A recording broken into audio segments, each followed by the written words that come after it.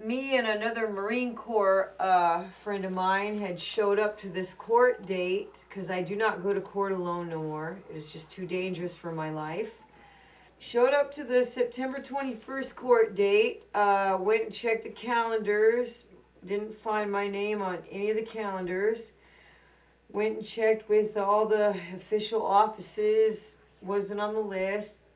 So I took my bail bondsman papers and I went to the DA and I asked them to stamp my papers to prove I was here this day and this time.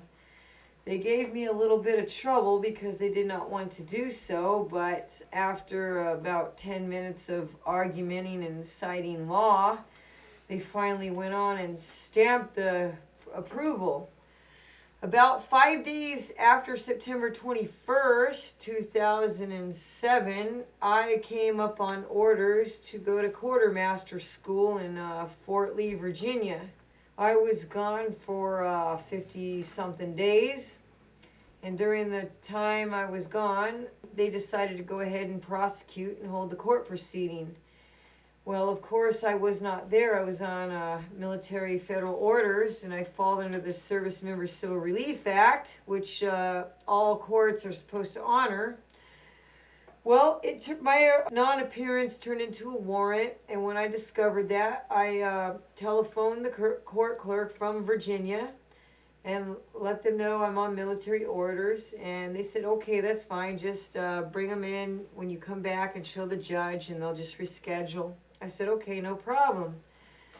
Well, I came back from Fort Lee, Virginia in early December. And then I wasn't even back 2 days from Fort Lee when I got put on orders again. And immediately I had to leave and go to Nellis Air Force Base in Las Vegas for top secret training exercise. So during that time, I'm gone. I'm on 2 different sets of orders here. I came back and I walked in the courthouse to show the judge my orders. I didn't even make it past the metal detectors, and they told me to put my hands around my back, that I'm under arrest.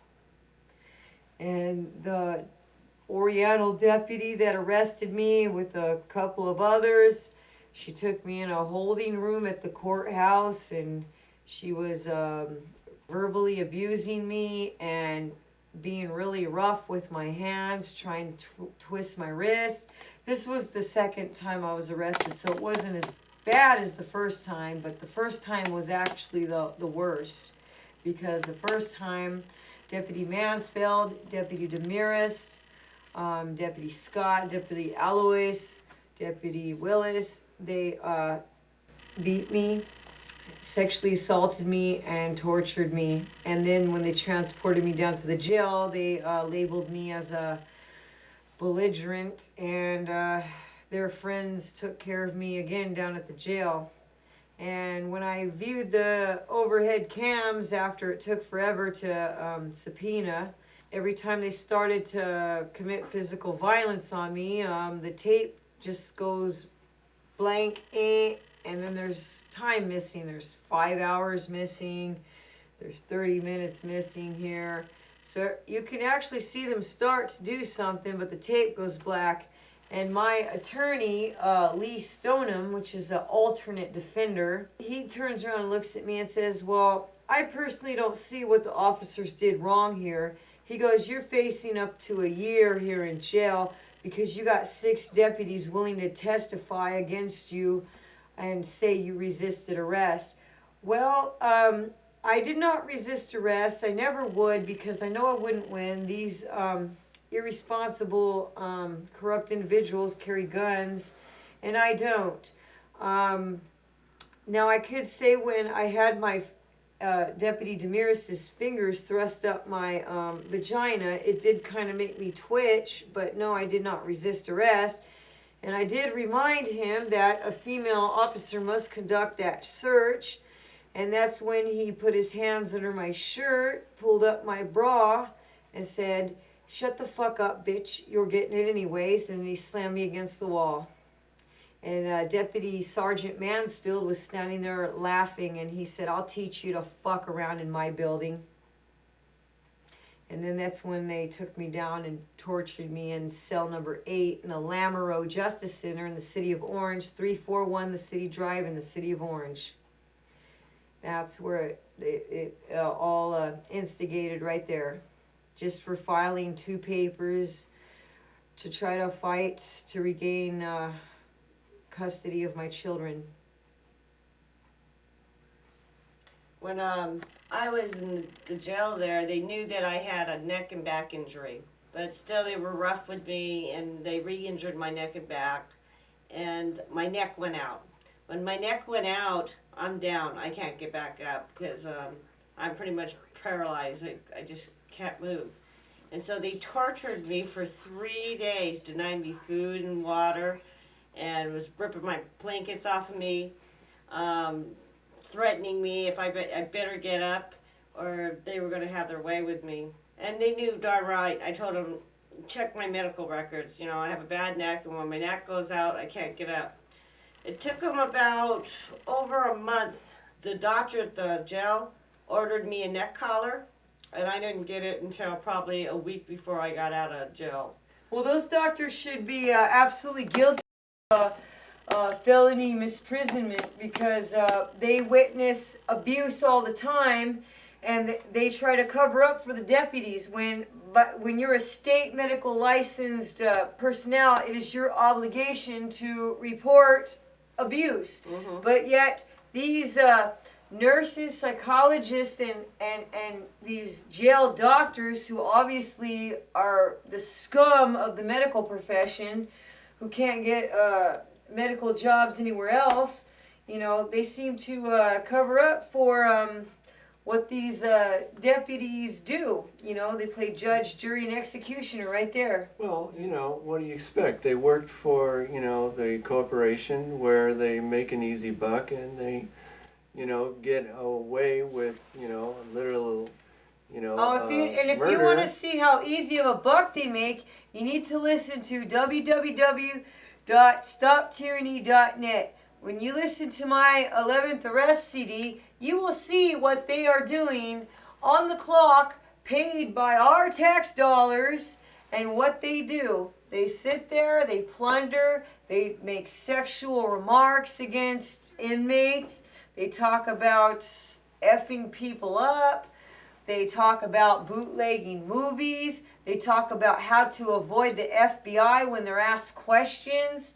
It's all on the CD. If you just have some patience and sit there, listen to it in your cars, listen to it when you come home, and you know, just have it playing, your jaw will hit the ground. And these are our deputies who are supposed to protect us from the very things that they're engaged in. Yeah, at one point I was in jail, and I was in the medical, and there was this woman there in a wheelchair, and she was soiled by her own urine, and she sat there all day long. Not once did they help that woman to go to the bathroom. She had urine all over her clothes, and they made her sit there in her own urine, and she couldn't even get out of that wheelchair. This other woman, she was unconscious, and the doctor came up to her and shook her like this. Instead of looking under, taking a flashlight and looking at her eyes to see if she was there, and then he just turned around and said, call the paramedics. That's because they want to shirk liability. In fact, there was a lot of, every time, I've been jailed 3 times because of this incident now, for fighting for my children and dealing with the criminal case that conspired from the juvenile case. But there was a woman in my isolation pod, because every time I've been jailed, I've been in isolation, and so has Christina, because they don't want us talking to people. But besides that fact, there was quite a few CPS victims in my pod this time, and there was one lady in her 40s. She had been in there over 3 months. The deputies had broke her shoulder. She had been in complete agony. She went to the foster house and took back her son, and that was the price she had to pay for that, was almost losing her life for retrieving her own child. And you know, I felt so bad for her, and I felt so bad for a lot of other people. I was in there with another lady who, young mother, who prior in the past had a drug history, but that was in the past. She had served her time for it. Not that I am all for that kind of stuff, but that was in the past, water under the bridge. Well, she had a baby in Orange County Hospital, and right when she gave birth to the baby, they took her newborn baby and put her straight in jail, and she didn't even have any charges pending against her. Isn't that amazing? Welcome to America.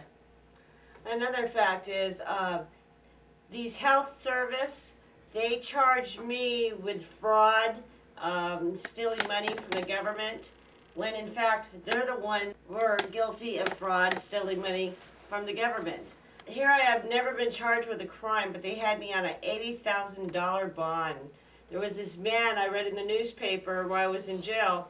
He got like 8 counts of molesting children at a foster home where they would import the parents to another country, and these teenage boys would come in the office to make phone calls home, and while they're sitting there talking to their parents in another country, they were being molested by this man. And they had him on a $100,000 bond. There was a social worker that was stealing information off of Social Security's computers. She racked up like $2.some million on some credit card charges. And she got a $5,000 bond. And here I am, innocent of this charge that they're trying to allege that I did, knowing that I'm innocent, but they had an $80,000 bond.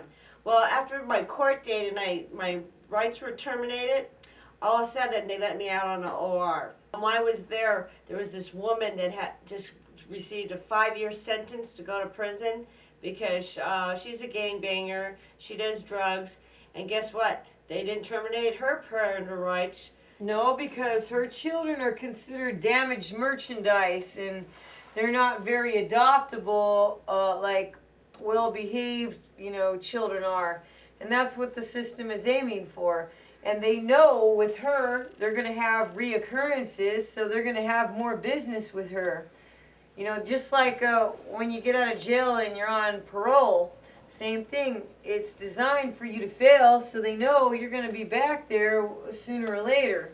Well, the classic type of children they're after nowadays is the ones with the blonde hair, the blue eyes, Particularly white or, and race. you know, white and race, or the redhead, blue eyes. Those are the ones that sell in the adoption agencies. Yep, and especially if they're high needs children with medical needs. No, they they're can only get- high needs when like my children and her children, they take them to therapy because the foster parents and the social work agency gets paid more, so they medicate our children. They cram these drugs down their throats. Well, that's just it. You see, if they're special needs children, Right, they label them as that, but they're not really special needs children. That's just it. they cram these drugs down. so they can get the drugs and they can get Social Security for them. Absolutely, and it makes so they me can sick. Get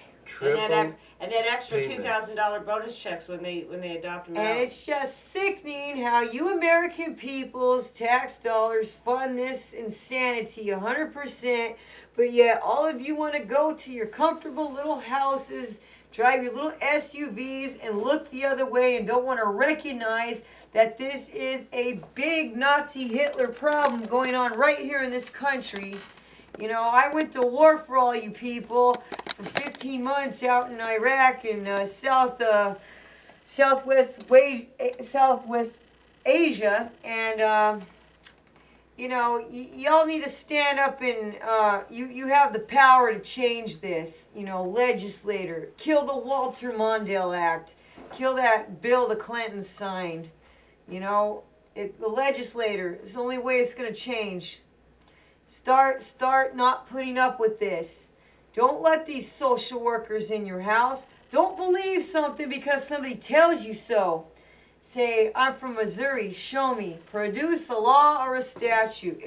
If somebody tells you something and they can't back it up with something in writing, it's not valid.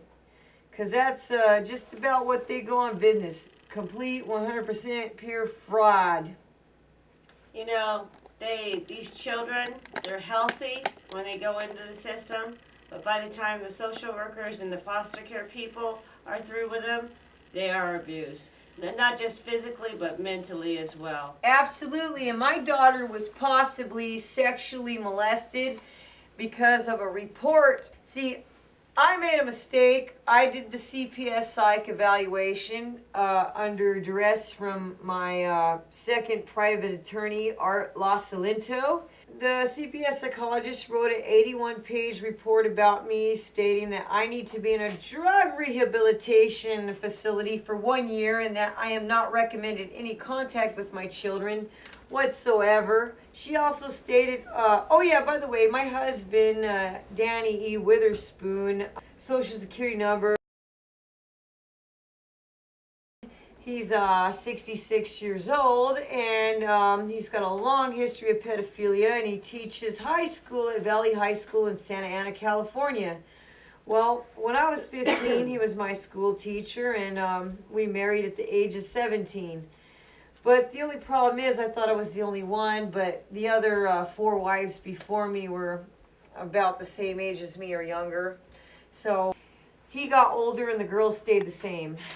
And right now my daughter is at that age where he would just be in a pedophile's heaven, and they want to give my children back to him, and the CPS psychologist recommended that he shall have custody of my children, which he has never raised, supported, or done anything for from the time of their birth. I raised my children all by myself in the military. But they want to milk me for child support after I've done the work. Isn't child support a writ of attainder? I believe so it is.